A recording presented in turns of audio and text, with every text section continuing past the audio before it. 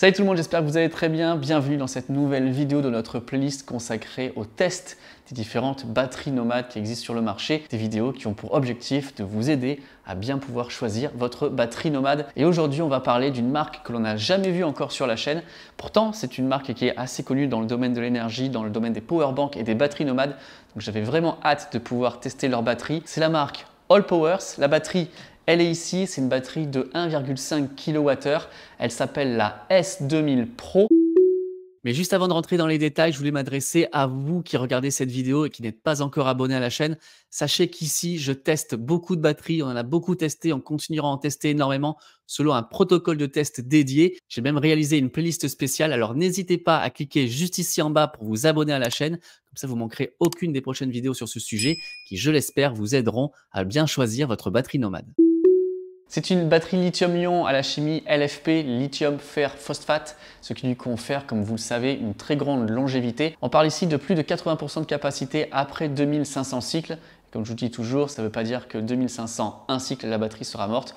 Non, ça veut bien dire qu'elle sera encore à 80% de sa capacité. Donc c'est une batterie qui, à mon avis, peut tenir largement 10 ans et elle sera d'ailleurs garantie 5 ans par le constructeur. On va faire nos tests habituels. Si vous ne les connaissez pas, je vous invite à aller voir les autres vidéos de la chaîne où on compare les différentes batteries et sachez que très bientôt, je vais faire une vidéo spéciale où je vais comparer toutes les batteries que l'on a eu l'occasion de voir depuis que l'on fait cette playlist. Voilà, ça va permettre de pouvoir classer les batteries en fonction des familles, en fonction des besoins, en fonction des tarifs. Je pense que c'est très demandé et je pense que ça sera aussi très intéressant. Pas d'unboxing à proprement parler pour cette vidéo. Vous voyez, la batterie, elle est à côté. Pourquoi? Parce que je m'en suis déjà servi, je l'ai déjà testé. Petit spoiler, parce qu'on en reparlera tout à l'heure quand on verra les différentes connectiques de la batterie, mais on peut recharger jusqu'à 650 watts en utilisant la connexion XT60 qui est ici, donc en la connectant avec des panneaux solaires. Allpowers m'a également envoyé un panneau solaire de 400 watts. Quand je l'ai reçu, elle était environ à 30%. On a réussi à la charger, même si là, on est en hiver, aux alentours de 250-300 watts. Donc ce qui est vraiment pas mal pour cette période hivernale. On va quand même parler rapidement de cette boîte que vous recevrez si vous commandez cette batterie. Alors comme toujours, les batteries, quand on les reçoit, que ce soit Allpowers, que ce soit les autres marques, elles ont un point commun, c'est que c'est super bien emballé et super bien protégé. Et ici, chez Allpowers, ça ne déroge pas à la règle. On a cette grosse mousse qui va protéger la batterie. Donc ça, il n'y a aucun souci à se faire. C'est un appareil électronique certes, mais c'est vraiment super bien protégé. Vous voyez l'épaisseur de la mousse. Quand on ouvre, on a une petite carte qui va nous permettre de faire jouer la garantie. Et à l'intérieur, on a également les manuels d'utilisation. Par contre, deux petites surprises que j'aime beaucoup. Ici, on a une pochette pour pouvoir transporter la batterie. Je pense même que c'est une pochette étanche. Donc ça, c'est plutôt cool. Selon l'utilisation que l'on en a, eh bien, c'est bien de pouvoir protéger sa batterie quand on va s'en servir en extérieur. En plus, elle est logotée Allpowers, ce que je trouve plutôt cool. Ça et ça, on n'en a plus besoin.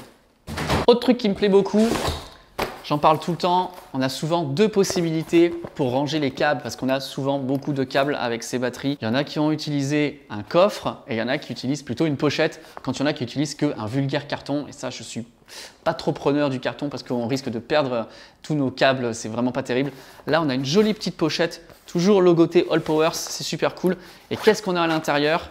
Eh bien, elle est plutôt bien fournie cette pochette puisque l'on a l'indémodable câble de recharge que l'on connaît et que l'on voit quasiment partout. C'est vraiment une exception quand on n'a pas ce câble de recharge. Donc ça, c'est cool, c'est plutôt standard. L'autre incontournable, c'est la recharge pour la voiture avec une prise 12 volts qui est ici, allume-cigare, avec notre connectique XT60. Et quelque chose qui vient trop souvent, je le dis tout le temps, et trop souvent en plus qu'il faut payer pour l'avoir, cet accessoire. Et là, il est inclus. C'est le câble pour recharger notre batterie avec les panneaux solaires. Le câble est assez long, je suis assez content. Et donc, on a ici notre connectique avec les MC4, standard, quasiment universel sur la quasi-totalité des panneaux solaires. Et de l'autre côté, le XT60. Donc, c'est plutôt cool. On a utilisé les fiches standards. Donc, bien joué Allpowers de ne pas avoir réinventé la roue. XT60, MC4, c'est top. Ok, pour l'instant, c'est parfait. Parlons maintenant de l'aspect extérieur de cette batterie, son design. Alors, si on a vu chez certaines marques une volonté de pouvoir pousser le design vers un objet à la fois tech et à la fois design, à la fois joli, qui s'intègre bien dans un logement, eh bien là, très clairement, on n'y est pas. Ici, on est vraiment dans la bonne grosse batterie nomade à l'ancienne, j'aurais envie de vous dire. Je pense que c'est affiché, c'est une volonté affichée de la part d'Allpowers. Là, c'est clairement le truc que l'on a envie de transporter pour faire du chantier, un objet d'extérieur qui se veut costaud, robuste. Donc ça, c'est une batterie qui fait 14 kg, donc elle n'est pas très lourde. Et on le voit très clairement hein, à son design. On a les gros boulons ici, ça rappelle vraiment un objet pour le chantier, pour l'extérieur. On est sur une face avant où il y a l'intégralité des connectiques et des boutons, à part la recharge AC qui va se faire derrière. On retrouve en haut de la face avant 4 prises AC avec un maximum cumulé de 2400 watts avec un maximum à pic de 4000 watts. En dessous à gauche, on a la partie DC avec, j'aurais envie de dire, l'éternelle prise allume-cigare 12 volts. On retrouve 2 USB-C de 100 watts et 4 prises USB traditionnelles. Assez amusant et ça ne nous servira malheureusement pas pour chez nous. On a une prise ici qui sert, vous savez, pour les motorhomes, pour les RV américains. Ça, c'est une prise qui permet de délivrer jusqu'à 30 ampères, mais malheureusement, ça ne nous servira pas à moins d'avoir un adaptateur puisque ce n'est pas une fiche européenne. Et en dessous, on va retrouver de la connectique XT60 pour pouvoir y connecter nos panneaux solaires. En dessous de tout ça, très simple, 3 boutons, le bouton Power, le bouton AC et le bouton DC qui fait également bouton Bluetooth puisque même si cette batterie n'est pas compatible avec Internet, elle n'a pas le Wi-Fi, elle a quand même une option Bluetooth, donc il sera possible de surveiller ce qui se passe via le téléphone. Je vous disais, sur les côtés, rien d'autre que des ventilateurs. On va voir si ces ventilateurs font du bruit ou pas, ça fera partie de nos différents tests. À l'arrière donc, la prise AC. À noter en dessous la présence de 4 patins antidérapants. Pour recharger la batterie, il y aura 3 configurations à laquelle il faut rajouter l'éternelle recharge avec l'allume-cigare, mais je pense qu'il n'y a pas grand monde qui s'en sert. Donc vous l'aurez compris, on pourra charger sur le secteur avec les panneaux solaires et une combinaison également des deux. Si on recharge sur le secteur, on va charger à 1500 watts. Si on recharge qu'avec le solaire, on chargera à 650 watts. Et si on fait une combinaison des deux, on pourra charger à 950 watts. Qu'est-ce qu'on va pouvoir alimenter avec cette batterie? Alors avant de faire nos propres tests, le constructeur nous donne quelques petites informations. On va pouvoir faire tourner une plaque à induction pendant 1 heure, un lave-linge pendant 2 heures, une perceuse pendant quasiment 2 heures, un sèche-cheveux, tiens, le sèche-cheveux, on va l'essayer pendant 1h30 environ, 17 heures pour un réfrigérateur et 1h30 pour une clim qui tournerait à 1200 watts. Bien évidemment, elle peut recharger ou faire tourner plein d'autres appareils comme un micro-ondes, recharger 20 drones, allumer 120 lampes de 10 watts et on pourra même recharger une voiture électrique et gagner un petit peu plus de 10 km. Tout ça c'est bien beau, mais je vous rappelle qu'on a quand même notre propre protocole de test. Donc c'est parti, on va allumer la batterie. Oh, ça fait un bruit bizarre. On dirait qu'il y a quelque chose qui vibre derrière l'écran qui n'est pas très gros, bon, qui est en couleur et qui est à première vue assez simple à comprendre. Ici, on a une petite représentation de la batterie. On voit qu'il y a marqué 100% et on a la sortie, donc là 0 watts, puisque effectivement on ne se sert pas de la batterie pour l'instant. Bref, on va démarrer les prises DC. Là, une impulsion suffit, ça fait clic, ça ventile un petit peu, comme si la batterie était en train de se réveiller. Je branche mon iPad, ça y est, ça charge à 18 watts. Je branche mon iPhone. Il charge, on est passé à 22-23 watts. Maintenant, j'allume le AC. Est-ce que ça va ventiler comme certaines batteries quand on allume le AC? Ok, je rappuie. Bon. Vous voyez, les boutons, je ne sais pas trop. Comment ça va? Il faut laisser le doigt appuyer plus longtemps. Oui, non? Oh! Enfin, ça y est, c'est allumé. Ah, ça ventile. Ça le fait sur certaines batteries. Quand on allume le bouton AC, elles se mettent à ventiler. Le ventilateur, on voit qu'il est toujours en fonction. Ça ronronne un petit peu. Ça fait plusieurs minutes que j'ai démarré la batterie et visiblement, le ventilateur reste tout le temps allumé quand la prise AC est active. Alors fort heureusement, pour l'instant, le ronron des ventilateurs est tout à fait acceptable. Mais on va voir ce qui se passe quand on va commencer à lui demander un petit peu de puissance. Bon là, ça devrait aller. Je branche le Mac. Ok, on consomme moins de 50 watts, donc là c'est vraiment facile pour elle et ça va se compliquer certainement avec ce que j'appelle la bête noire des batteries, le sèche-cheveux. Et oui, forcément, dès que l'on met une résistance, ça consomme beaucoup plus. Alors qu'est-ce qui va se passer maintenant?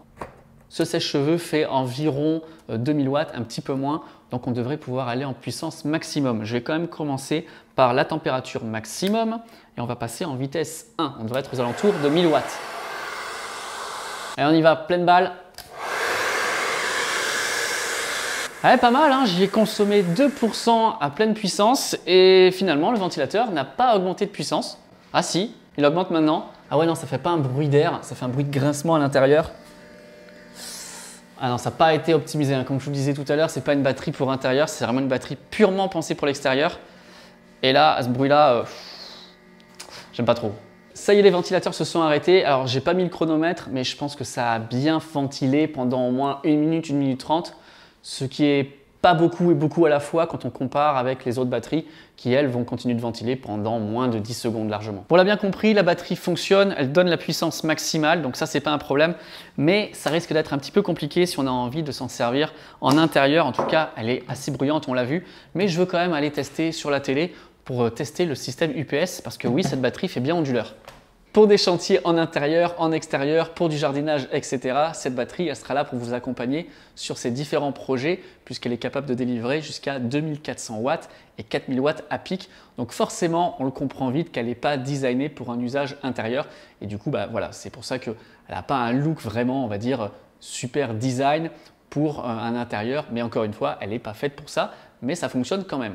C'est donc bien la batterie qui alimente la télé. On voit ici que l'on consomme 101 watts. Le ventilateur tourne au minimum, mais franchement, je ne l'entends pas. Et je pense que dès qu'on va mettre la télé, le son va largement couvrir le bruit du ventilateur. On va tester le mode UPS, donc le mode onduleur. Donc la batterie va se charger et quand elle sera chargée à 100%, eh bien, ça ne sera pas la batterie en direct qui va alimenter l'appareil. En fait, le courant va traverser la batterie et va alimenter la télévision. Et si jamais il y a une coupure de courant, ce que l'on va simuler, eh bien, ça sera la batterie qui à ce moment-là prendra instantanément le relais.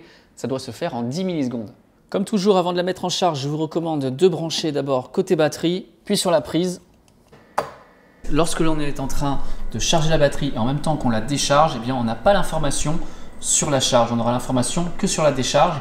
Donc du coup, il faudra aller chercher l'information dans l'application AllPowers que j'ai ici justement et qui va nous permettre donc d'avoir des informations supplémentaires. Donc on voit qu'ici la batterie est à 100%, elle est en train de finir de charger. En fait, on a un input de 56 watts, on est quasiment à 100% et on voit qu'on est en train de sortir 100 watts pour alimenter la télé. D'autres batteries sont capables de parler en Wi-Fi. Cette batterie est simplement Bluetooth, donc elle va nous donner simplement des informations supplémentaires, comme on le voit là, et elle va nous permettre aussi de contrôler les différentes prises. Je peux allumer et éteindre les prises AC et les prises DC. Testons maintenant la fonction UPS avec la prise connectée. Vous voyez que sur la prise connectée, on envoie environ 200 watts, 211 watts exactement pour l'instant. Pourquoi? Parce que la batterie est en train de finir de se charger et parce que c'est bien le secteur qui alimente la télévision. En fait, avec la fonction UPS, c'est bien le réseau qui va alimenter la télévision. C'est donc la batterie qui prendra le relais sur le réseau si jamais elle détecte une coupure de courant. Coupure de courant que l'on va simuler tout de suite. Attention, 3, 2, 1. Normalement, la télé ne devrait pas vaciller. C'est parti. Et voilà, il ne s'est rien passé parce qu'à ce moment-là, la batterie a pris instantanément le relais. Il ne nous reste plus qu'à réaliser le test d'endurance. On va prendre 1 litre d'eau, on va le mettre dans le Thermomix pendant 10 minutes à 100 degrés. L'objectif de ce test, alors que la batterie est à 100%, c'est de voir combien elle va consommer déjà et de se demander si elle va, oui ou non, chauffer et faire beaucoup de bruit avec les ventilateurs. Elle fait du bruit en temps normal. Alors là, à 1000 watts pendant environ 10 minutes, je sais pas trop ce que ça va donner. Ça fait un petit peu moins de 2 minutes que le test a commencé et ça y est, la batterie s'est mise en ventilation, on va dire, de niveau 2. Pour l'instant, niveau bruit, ça va. Ok, ça y est, ça fait 10 minutes, l'eau est à 100 degrés, la batterie est encore à 93% et vous l'entendez, c'est arrêté, mais ça ventile toujours. Bon ça, on va arrêter de parler de la ventilation sur cette batterie parce qu'on l'aura bien compris. Ça ventile, elle n'a pas été conçue pour un usage intérieur et les ventilateurs n'ont pas été optimisés pour ne pas être bruyants. Pourquoi? Parce que, encore une fois, c'est une batterie dédiée à l'extérieur pour faire des travaux, pour faire du jardinage, pour être en camping, etc. Donc c'est bien pour ça qu'elle a été pensée et forcément, quand on accorde de l'intérêt à ça, on accorde de l'intérêt à l'aspect extérieur de la batterie, au fait qu'elle soit solide, au fait qu'elle soit robuste, au fait qu'elle sorte énormément de puissance demandée pour des outils par exemple. Donc du coup, il faut bien faire des arbitrages et au moins cette batterie fait très bien ce dont pourquoi elle est conçue. Restez avec moi encore quelques minutes puisqu'on va aller tout de suite sur le site de AllPowers. Regardez les tarifs et je vais aussi pouvoir vous proposer un petit code promo. Donc c'est parti, direction le site de AllPowers. On a donc plusieurs possibilités. Ici, je vous mets ce que j'ai reçu moi de la part d'AllPowers. Donc c'est la batterie S2000 Pro plus le panneau solaire de 400 watts. Le tarif est déjà en promotion puisqu'on économise en ce moment 500 €. Au total, on sera donc pour l'instant à 1399 €, sans compter encore ma petite réduction. Si vous êtes intéressé également juste par la batterie elle est disponible. Là, on a une économie de 300 €. On est un petit peu en dessous des 1 000 €. Et donc, si vous êtes intéressé, on va aller dans le checkout au moment de payer. Et donc, il faudra marquer ici sur le côté le code suivant. Donc, c'est 2TR10. Vous faites apply ici, ça valide. Ça va vous déclencher automatiquement une remise de 10% supplémentaire. Au lieu de payer hors promo le tarif de quasiment 2 000 €, là, avec ma réduction, vous serez à 1 259,10 €. Donc, c'est toujours bien à prendre la petite réduction. Merci à AllPowers de penser aux abonnés de la chaîne. Merci à vous également d'avoir regardé cette vidéo. J'espère qu'elle vous aura plu. En tout cas, moi, ce que j'en retiens, c'est que cette batterie AllPowers, elle est taillée pour l'extérieur, pour les travaux, pour faire du jardinage, pour faire du outdoor, pour faire du camping, etc. On a quand même une capacité de sortir en AC qui est pas mal. On peut sortir à 2400 watts, donc c'est assez bien avec le 4000 en pic. Maintenant, dites-moi ce que vous en pensez. Est-ce que vous êtes plus axé sur des batteries comme ça qui sont vraiment purement nomades? Est-ce que vous voulez aussi en avoir un usage intérieur et extérieur? Est-ce que pour vous, c'est un atout d'avoir une batterie qui peut être utilisée dans les deux cas? En tout cas, j'ai très hâte de lire vos avis en partie commentaire. N'hésitez pas aussi, si vous avez ce type de batterie, bien de m'envoyer sur les différents réseaux sociaux des photos de vos batteries nomades, quelle que soit la marque. Ça peut être assez sympa de voir ce que vous avez. Puis nous, en tout cas, on se retrouve très bientôt pour de prochaines vidéos de tests et de comparatifs sur les batteries nomades. N'oubliez pas que très bientôt viendra une grosse vidéo où on va comparer tout ce que l'on a pu tester jusqu'à présent. J'espère que ça vous plaira également. À plus tout le monde.